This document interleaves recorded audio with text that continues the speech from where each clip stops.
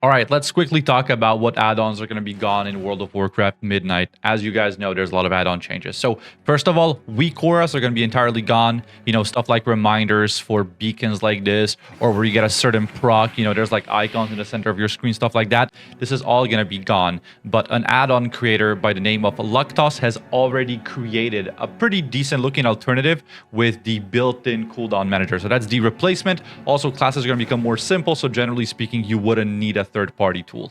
The second thing that's going away is OmniCD. That was an add-on that showed all those party cooldowns and interrupt cooldowns like this in your Mythic Plus runs.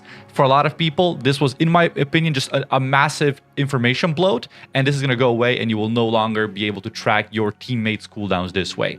Now, another thing that's going away is nameplates. A lot of people are using either, you know, thread plates, tiny plates, plater very often as well.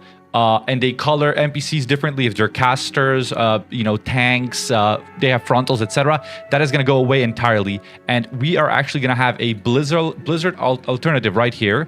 And this is what it's going to look like. You know, casts are going to be like emphasized if they're important. They can become thicker.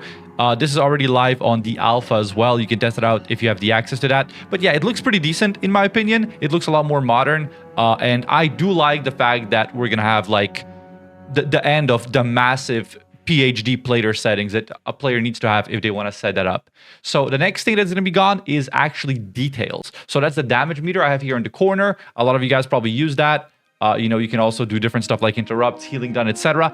That is going to be gone because Blizzard is going to actually implement their own version. They talked about it. Sadly, this one is not an alpha yet, so we can't really, you know, show it in action. There are some screenshots, but it's going to be just very, you know, details looking bar with damage dealt, and it's going to actually be server side, so it's going to be correct. It's going to be 100% calculated by the game, and it's also going to use less CPU, so that's really cool. But you know, if you had some super sick options with details, then that's gone as well.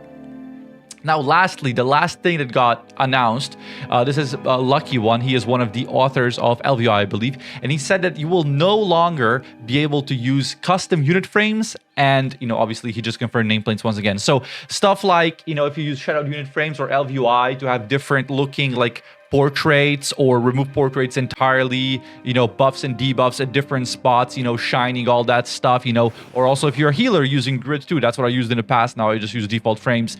Those are probably going to be gone as well. And you'll have to go to default Blizzard UI.